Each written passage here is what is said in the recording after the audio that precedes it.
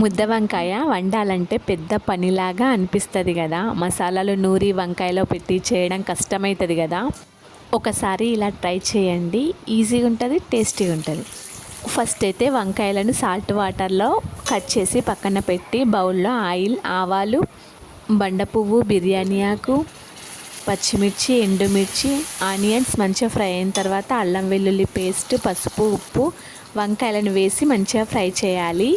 Fry అయిన తర్వాత అందులో కారం, ధనియాల పౌడర్, కొబ్బరి పౌడర్, నువ్వుల పౌడర్ వేసి మూత మీద వాటర్ పెట్టాలి. కొంచెం వాటర్ వేడి కాగానే అందులోనే వేసి దగ్గరికి వచ్చేంత వరకు ఉడికించాలి.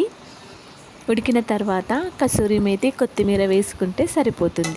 వంకాయలు మంచిగా ఉడికితేనే టేస్టీగా ఉంటుంది, అందుకే వాటర్ వేసిన.